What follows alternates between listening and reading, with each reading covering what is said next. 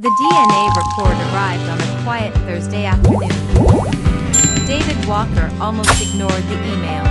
Hi. He was in the middle of repairing a loose cabinet door in the kitchen when his phone vibrated. Jennicare Laboratories. Your results are now available. He wiped the dust from his hands and smiled. So we'll finally put this ridiculous argument behind us. Rachel stood across the room, pretending to organize groceries. She didn't answer. For 2 weeks, she had barely spoken. She looked nervous. Far more nervous than someone expecting normal results should have been. David noticed. You okay? She forced a smile.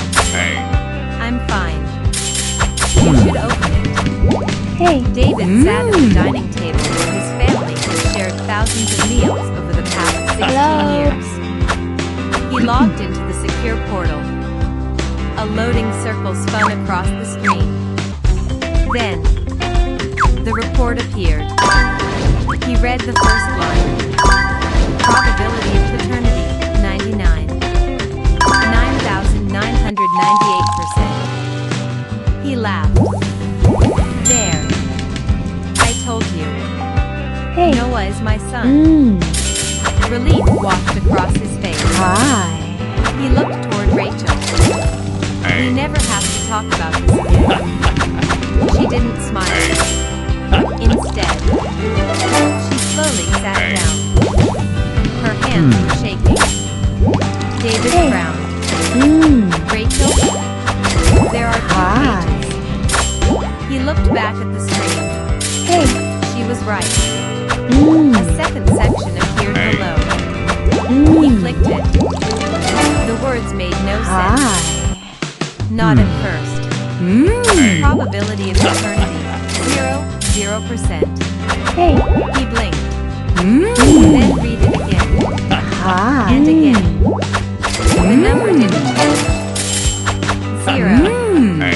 His smile disappeared. What? He whispered. This has to be wrong.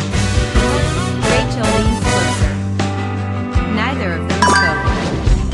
The laboratory explanation continued underneath. The tested child is not biologically related to the tested mother.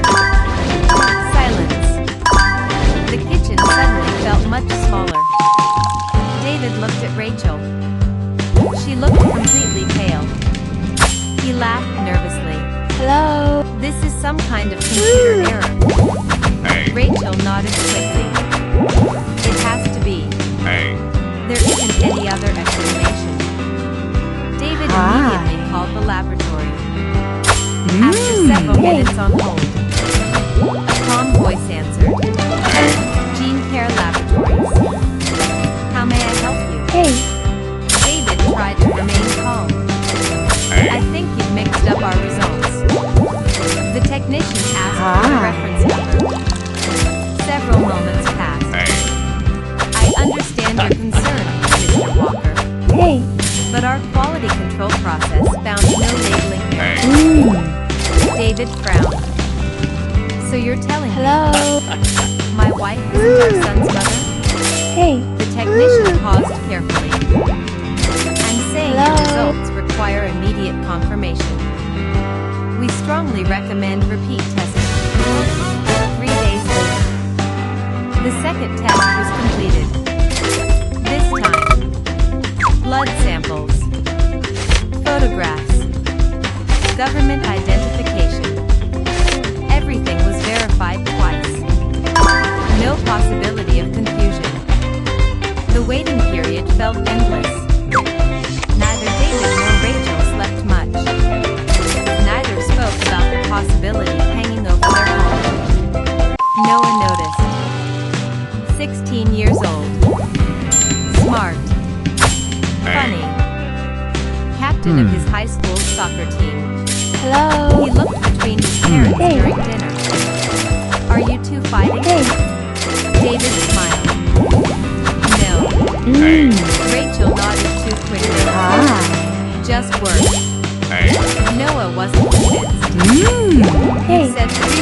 all week.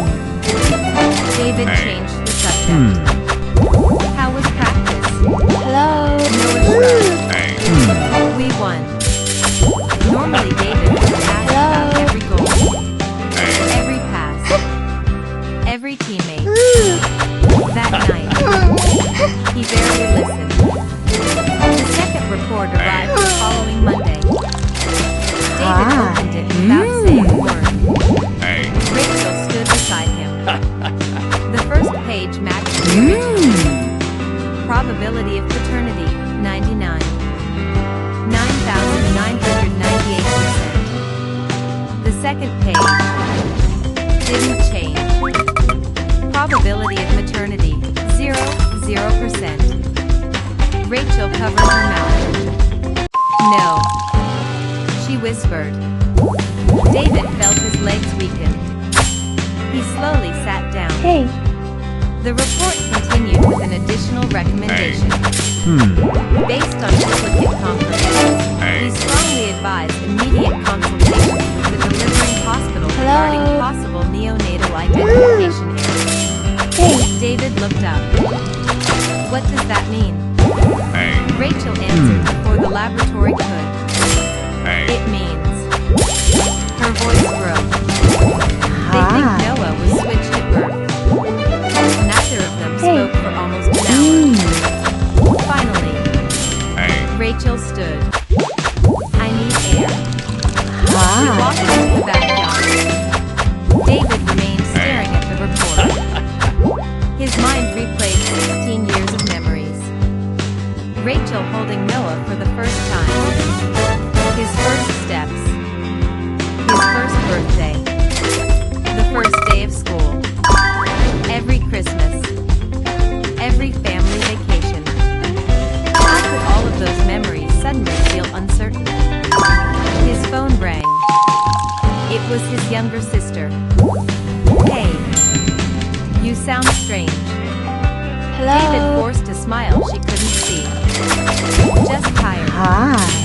She laughed. You sounded tired since Rachel made you take that DNA test. David froze. What? The whole family knows. He looked toward the backyard. Rachel told everyone? I assumed you knew. David slowly ended the call. His heart sank. Rachel hadn't asked for the DNA test because of one careless joke at the barbecue. She had been talking about it for weeks. Maybe longer. Why? That night, David drove alone to St. Anne's Medical Center. The hospital looked exactly as it had 16 years earlier. He walked into the reception area. I need to speak with someone about a birth record. The receptionist smiled politely. What year? 16 years ago. She typed for several moments. Delivery date? He told her. Her fingers stopped moving. Her smile faded. I'm sorry. I'll need to call our patient relations director. David frowned. Why? She looked uncomfortable. It's procedure. 10 minutes later, a woman in an expensive navy suit entered the lobby. Mr. Walker? Yes. My name is Angela Morris. I'm Director of Patient Relations. She extended her hand. David noticed she wasn't smiling. Please come with me. They entered a private conference room. Angela closed the door carefully before sitting down. She folded her hands. Mr. Walker, before we begin, I need to ask one question. David nodded. She looked directly into his eyes. Have you recently received unexpected DNA test results? His heart stopped. You already know. Angela didn't answer immediately. Instead, she quietly reached into a locked cabinet, removed a thick red folder, and placed it on the table.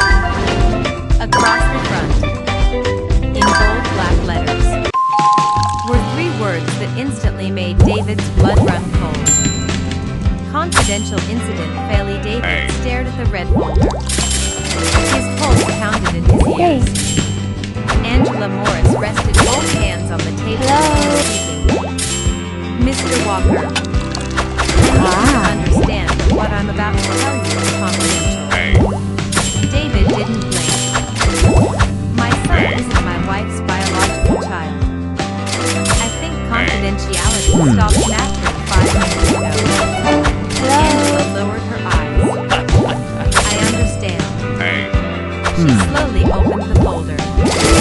Inside were dozens of documents. Old nursing schedules. Patient wristband records. Internal emails. Incident reports.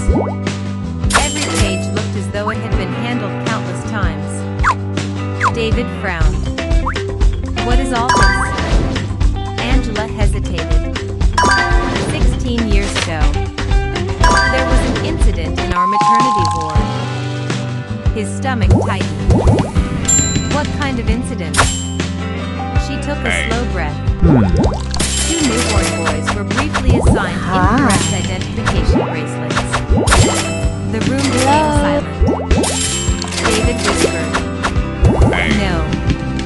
Angela nodded sadly. The error was discovered. Or at least we believed it had been discovered. David leaned forward. Hello?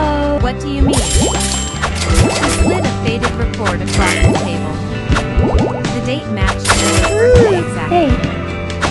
At the top of the page, someone was stamped.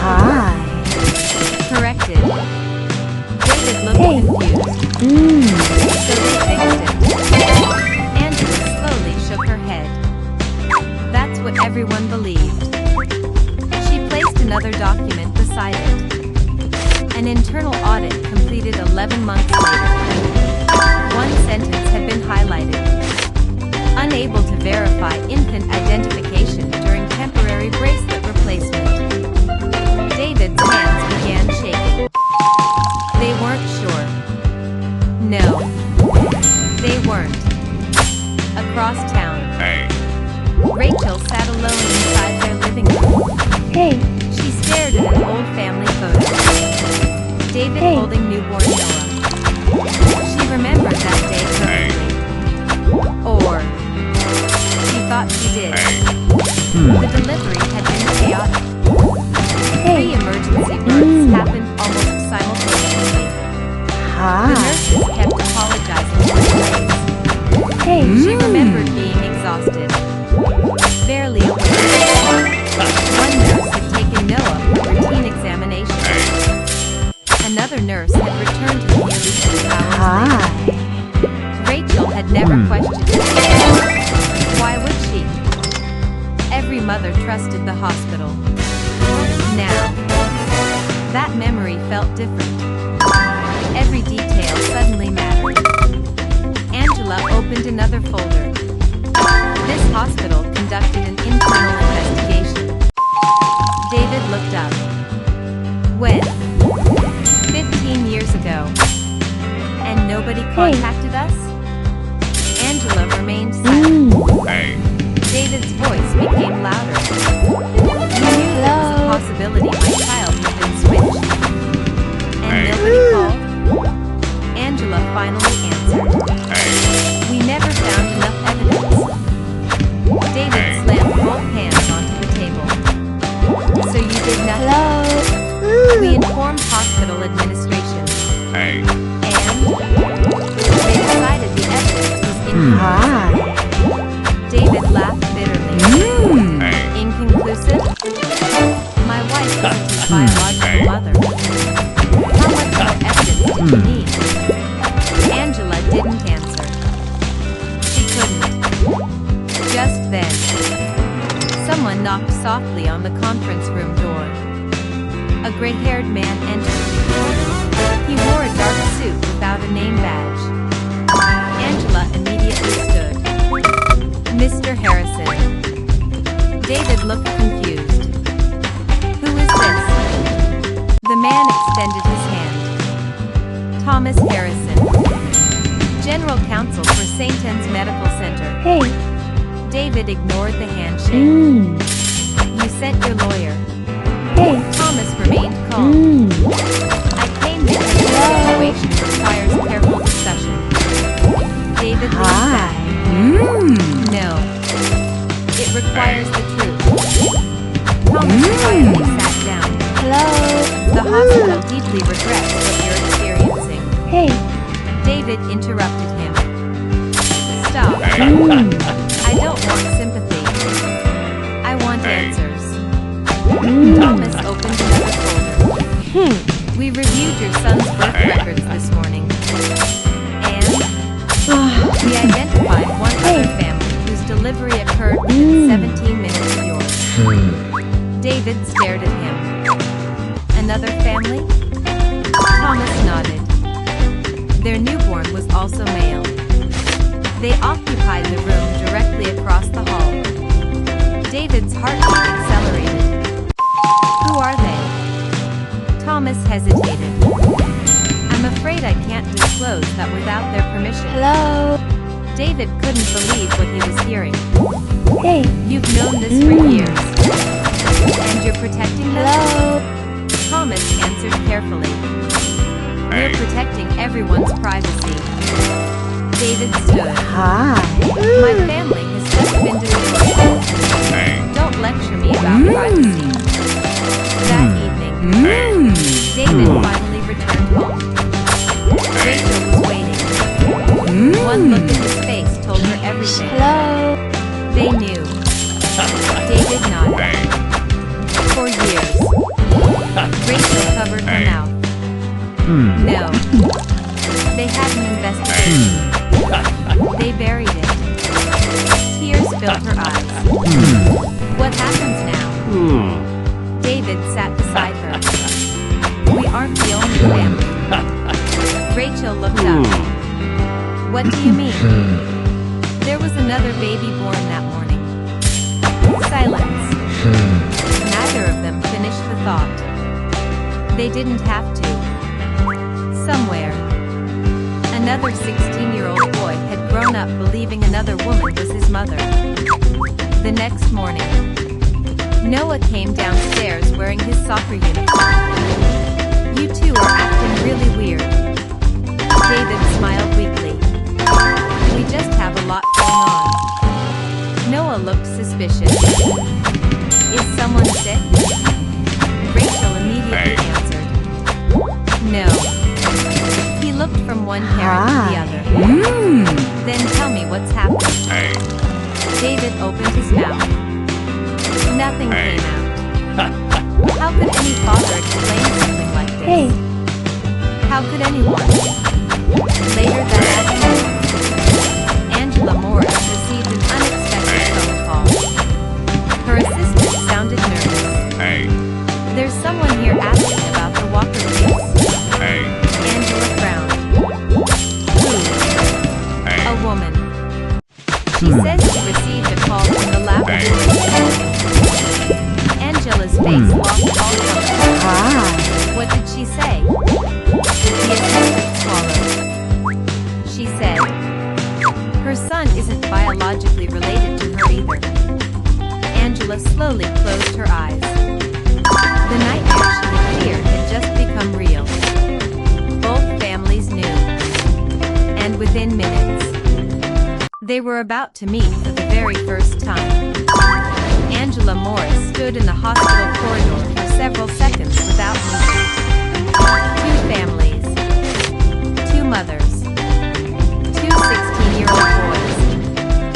And one mistake that had remained hidden for more than a decade. She took a deep breath. Bring her in. A moment later, the door opened. A woman entered slowly. She looked to be around 45. Dark hair. Simple clothes. Nervous eyes. Beside her stood a tall teenage boy. About Noah's age. Broad shoulders. Quiet expression. The woman stopped the moment she saw David. For several seconds, nobody spoke. Angela finally broke the silence. Mr. Walker. This is Laura Bennett. Laura looked confused.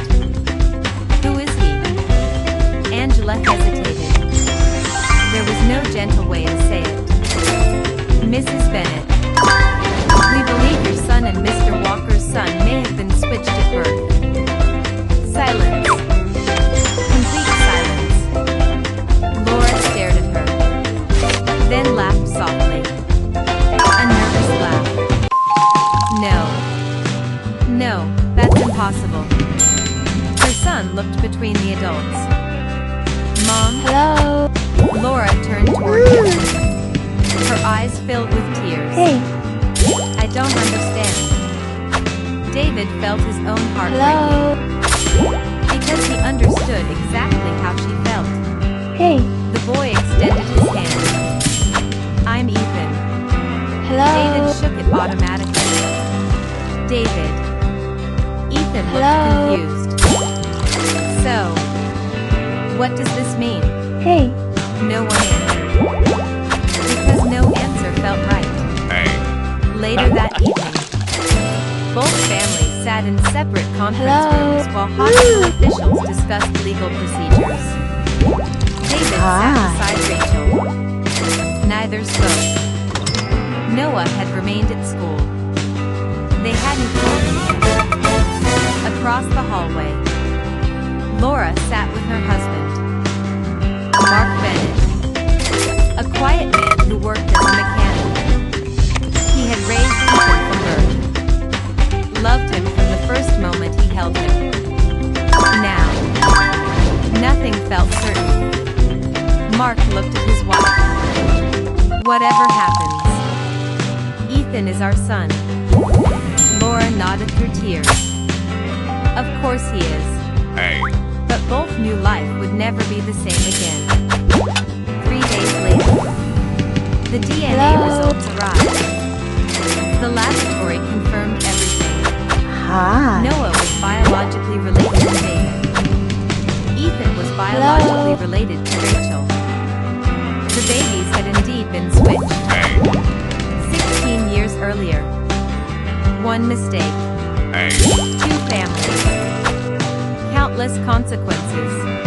Hey. That night, David and Rachel finally sat Noah down. He immediately sensed something serious. Did something happen? Hey. David looked at Rachel. Rachel looked at David. Neither knew where to begin. Finally, Rachel spoke. We found out something about the hospital. Noah frowned. What kind of thing? David took a deep breath. When you were born, there was a mistake. Noah looked confused. What mistake? Rachel's eyes filled with tears. The hospital switched two babies. Silence. Noah stared at them. Then laughed. A short, nervous laugh. Hello? That's not funny. David leaned forward. Hey. No. Noah looked at his mother. Then at his father. Slowly. The realization began to appear on his face. What are you saying? Rachel whispered. Hey. I'm not your biological mother. Hello? Noah stood immediately. No. That's impossible. David stood too. Noah. No. Noah backed away. No. He looked at Rachel. You raised me. Hello? You taught me how to ride a bike. You came to every game. Rachel is crying now. Yes. Noah shook his head. Then you're my mother. The room became silent. Because in that moment, a 16-year-old boy understood something adults often forget. Love cannot be measured in blood. 2 weeks later, the two families agreed to meet. Not because lawyers suggested it. Not because the hospital requested it. Because both boys wanted answers. Hello? The meeting took place in a quiet park outside the city. No cameras. No reporters. Only two families trying to understand an impossible truth. Noah arrived first. Hey. Ethan stood near a lake. For several moments, the boys simply looked at each other. People had always said Noah looked different from Rachel.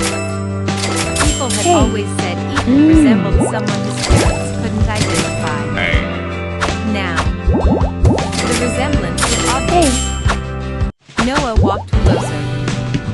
This is weird. Ethan laughed softly. Probably the weirdest day of my life. They sat on the bench. Neither knew what to say. Finally, Noah asked, "What do you like?" Ethan looked surprised. "What? What do you do?" Ethan smiled. "I play soccer." Noah laughed. "No way." Ethan nodded. "I'm a goalkeeper." Noah stared. "I play soccer too." For the first time that day, both boys smiled. Nearby, David watched quietly. Mark stood beside him. Neither man spoke for several moments. Finally, Mark said, "I've been angry for 2 weeks." David nodded. Hey. "Me too." Mark looked toward the boys. Hi. "But none of this is their fault." "No, Hello. it isn't." Mark extended his Hey. hand. David shook it. "Two fathers. Two families. Connected by a mistake neither had caused." 3 months later, Hi. the story became public. News stations covered it. Reporters surrounded Satan's medical center.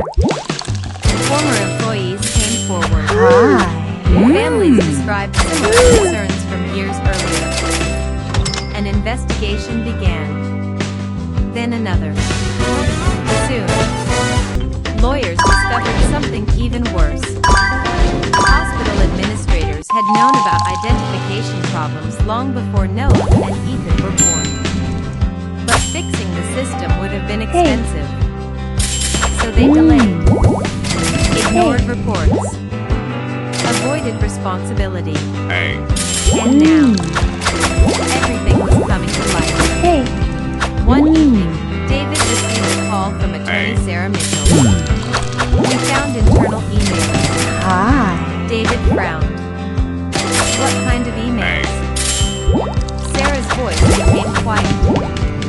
"Emails proving hospital executives knew there was a risk of newborn mix-ups. Months before your son was born." David looked out the window. Noah and Ethan were playing soccer in the backyard. Laughing. Talking. Building a strange new friendship. David slowly closed his eyes. Hey. Because he realized something. The biggest battle wasn't between two families. It was between ordinary people and a system that had hidden the truth for 16 years. 6 months after the truth came to light, the courtroom was packed. Television crews lined the hallway outside. Reporters from every major news network waited for updates. What had started as one family's nightmare had become a national story. The lawsuit against the Satan's Medical Center was no longer only about David and Rachel Walker, or Mark and Laura Bennett. Hi. It had become a case about every family that had trusted the hospital. Judge Rebecca Collins entered promptly at 9 o'clock. "Please be seated." The courtroom fell silent.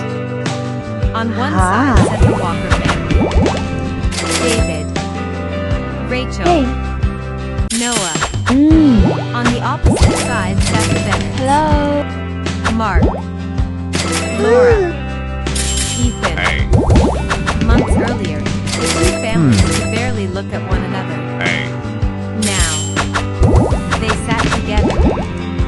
United. Not against each other, but against the institution that had changed all of their lives.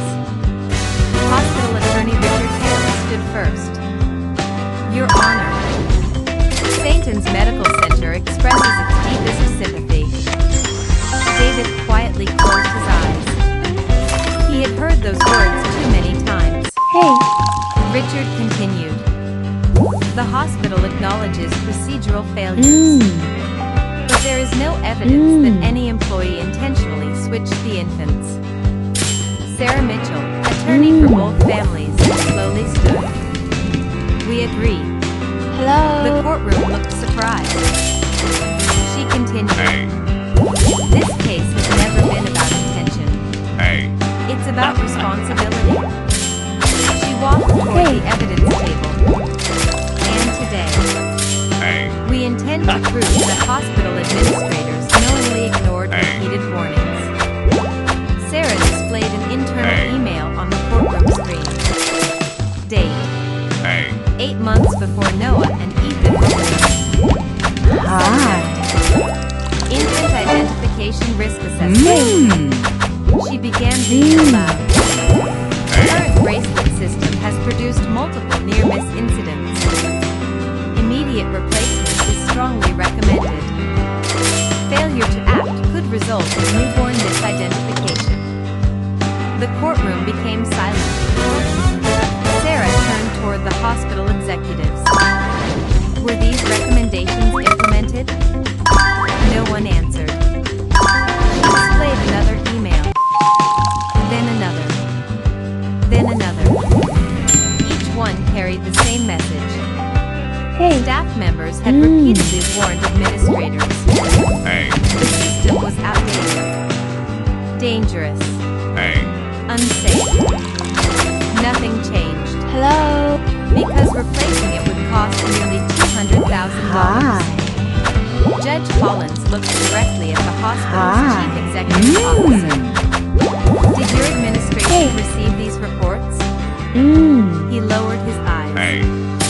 Yes. And why were the recommendations ignored? Silence. Finally, he answered quietly. We believe the existing procedures were adequate. Sarah calmly placed the final document before the judge. A financial report. Approved 1 month later. The hospital had spent nearly $3 million renovating its executive offices. The courtroom gasped. Judge Collins slowly removed her glasses. So there was money. Just not for patient safety. No one from the hospital spoke again. During a short recess, Noah walked outside. He found Ethan sitting alone on the courthouse steps. Hello. Neither boy spoke for a while. Finally, Noah smiled. You know, I still can't believe we're actually brothers. Ethan laughed. Technically, no. We're just two guys who were switched. Noah nodded. Yes. But it feels bigger than that. Ethan looked across the business. I spent months wondering who my real family was. He smiled faintly. Now I know I asked the wrong question. Noah looked at him. What do you mean? Ethan shrugged. I have 2 families. So do you. Neither of them wanted to lose the people who had raised them. Neither family wanted that either. Love had already done its work. DNA couldn't erase 16 years. Back inside, Judge Collins delivered her decision. The evidence clearly demonstrates systemic negligence. She paused. Hospital leadership knowingly ignored documented safety risks. She looked toward David and Mark. Because of those decisions, 2 children were denied the truth of their identities for 16 years.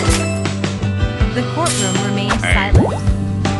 The court therefore finds St. Anne's Medical Center legally responsible. The hospital was ordered to pay substantial compensation. But more importantly, Judge Collins issued another order.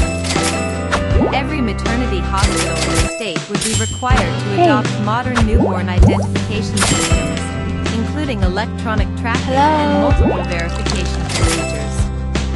No family should ever experience the same nightmare again. Outside the courthouse, reporters rushed toward both families. Microphones filled the air. Could you tell us how you feel? Are the boys moving back with their biological parents? David smiled gently. Hello. No. No one is moving. The reporters looked confused. Rachel stepped forward. Noah is our son. Laura nodded. And Ethan is ours. Rachel smiled at Laura. But love doesn't disappear because of a laboratory report. Laura reached for Rachel's hand. We've decided something. David looked at Mark. Mark smiled. We're becoming one very unusual family. The reporters fell silent. That wasn't the headline they expected. 1 year later, 2 graduation ceremonies were held on the same weekend. Noah graduated with David and Rachel cheering from the front row. Mark and Laura sat beside him.